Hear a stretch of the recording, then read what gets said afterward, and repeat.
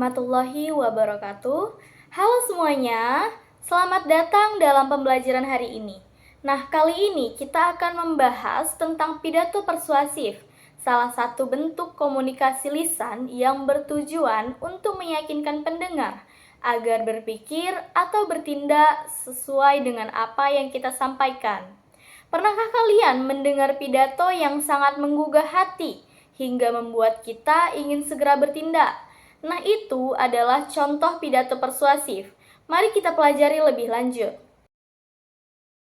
Nah, dalam pendahuluan pidato persuasif, penting untuk menarik perhatian audiens dengan pembukaan yang kuat, bisa dimulai dengan pertanyaan yang retoris, lalu fakta yang mengejutkan, atau kutipan yang relevan.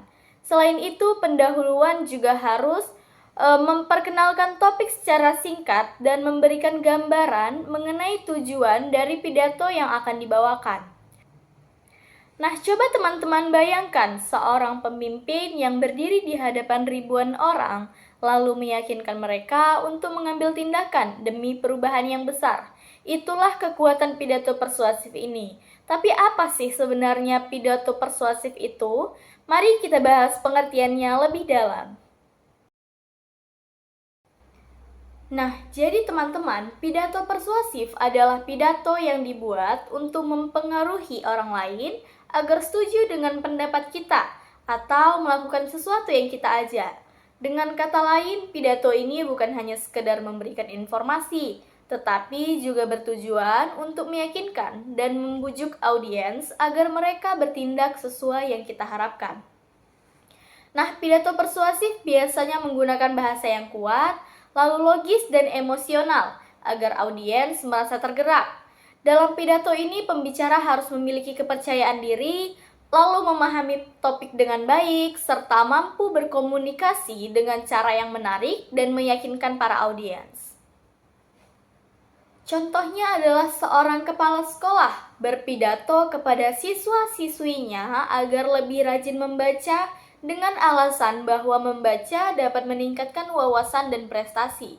Atau seorang aktivis lingkungan berpidato untuk mengajak masyarakat mengurangi sampah plastik agar lingkungan tetap bersih dan tetap sehat.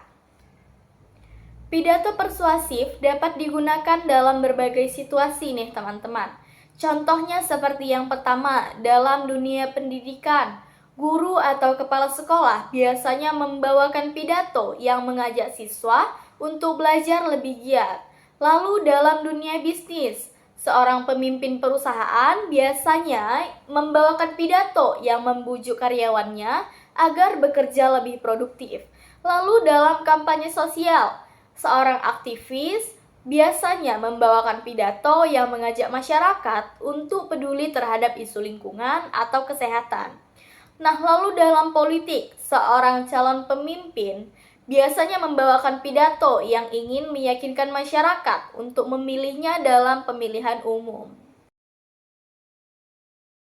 Dengan memahami pidato persuasif, kita bisa lebih efektif dalam menyampaikan ide dan mempengaruhi orang lain dengan cara yang meyakinkan. Nah, kemampuan ini itu sangat berguna dalam kehidupan sehari-hari, baik dalam dunia akademik, pekerjaan, maupun dunia interaksi sosial. Nah, jadi teman-teman, agar pidato persuasif lebih mudah dipahami dan berpengaruh kepada audiens, kita perlu menyusunnya dengan struktur yang jelas, yaitu yang pertama pendahuluan, lalu yang kedua isi, lalu yang ketiga kesimpulan. Nah, pada bagian pendahuluan, biasanya berisi pembukaan yang menarik perhatian audiens, dan mengenalkan topik pidato yang akan dibawakan. Lalu yang kedua pada bagian isi. Biasanya pada bagian isi ini berisi alasan, lalu fakta dan bukti yang mendukung pendapat atau ajakan yang akan kita sampaikan pada pidato kita. Nah, lalu yang terakhir itu kesimpulan. Pada bagian kesimpulan ini biasanya berisi tentang kita merangkum poin utama dan memberikan ajakan yang kuat kepada audiens kita. Misalnya nih, jika kita ingin mengajak orang lain untuk menjaga kebersihan lingkungan, pendahuluannya bisa dimulai dengan pertanyaan menarik, seperti, Pernahkah kalian melihat sampah berserakan di sekitar kita? Bagaimana rasanya jika tempat tinggal kita kotor? Kemudian bagian isi bisa diisi dengan fakta mengenai dampak sampah terhadap kesehatan dan lingkungan. Dan akhirnya kesimpulan harus berisi ajakan yang jelas, seperti mulai sekarang mari kita lebih peduli terhadap lingkungan dengan tidak membuang sampah sembarangan dan mulai mendaur ulang. Nah, teman-teman, agar pidato yang kita sampaikan lebih menarik dan meyakinkan, kita bisa menggunakan 3 teknik utama. Yang pertama itu ada ethos, yang berarti kredibilitas. Nah, apa sih yang dimaksud kredibilitas ini? Jadi, kredibilitas ini yaitu menunjukkan bahwa kita adalah orang yang dapat dipercaya dan menguasai topik yang kita bicarakan. Lalu yang kedua itu ada pathos, yang berarti emosi. Nah, apa yang dimaksud emosi ini? Jadi emosi ini yaitu menggunakan kata-kata atau cerita yang menyentuh perasaan audiens agar lebih terhubung dengan pesan yang kita sampaikan dalam pidato kita. Nah, yang ketiga, logos, yang berarti logika. Nah, logika ini berarti menggunakan fakta, data, dan alasan yang masuk akal agar audiens merasa bahwa pendapat kita yang kita sampaikan benar dan layak diikuti. Sebagai contohnya nih teman-teman, jika kita ingin meyakinkan orang untuk berhenti merokok. Nah, pada bagian etos, kita bisa menyebutkan bahwa dokter dan ahli kesehatan menyarankan untuk berhenti merokok karena berbahaya. Nah, lalu pada teknik pathos, kita bisa menceritakan kisah seseorang yang terkena penyakit akibat merokok agar audiens lebih tergerak untuk berhenti merokok. Lalu yang ketiga, teknik yang ketiga itu ada logos. Nah, kita bisa menyajikan data tentang dampak negatif rokok terhadap kesehatan, seperti resiko kanker dan penyakit jantung.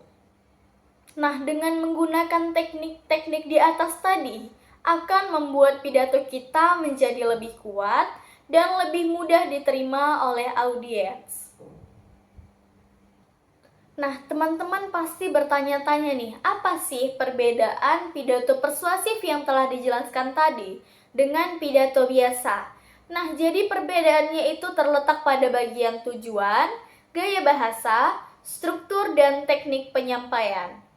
Tujuan pidato biasa itu hanya menyampaikan informasi, sedangkan tujuan pidato persuasif itu berusaha meyakinkan audiens. Lalu gaya bahasa pidato persuasif itu biasanya menggunakan bahasa yang lebih kuat, emosional, dan memotivasi. Sedangkan pidato biasa itu cenderung lebih netral dan objektif.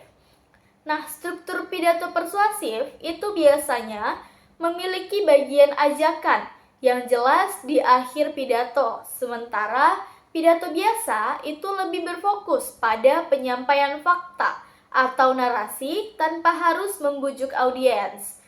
Nah, teknik penyampaian pidato persuasif itu seringkali menggunakan teknik ethos yang berarti kredibilitas, lalu pathos yang berarti emosi, dan logos yang berarti logika untuk meyakinkan audiens. Sedangkan pidato biasa itu lebih mengutamakan penyampaian informasi secara apa adanya.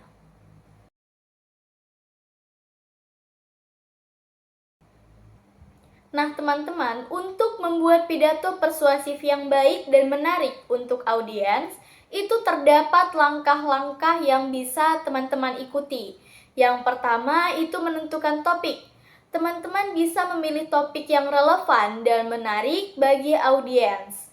Lalu yang kedua, itu menentukan tujuan. Nah, teman-teman bisa menentukan tujuan. Apakah pidato bertujuan untuk membujuk audiens dalam pemikiran atau tindakan tertentu? Lalu yang ketiga, itu melakukan riset. Nah, teman-teman mengumpulkan fakta-fakta, data-data, dan bukti-bukti yang mendukung argumen teman-teman.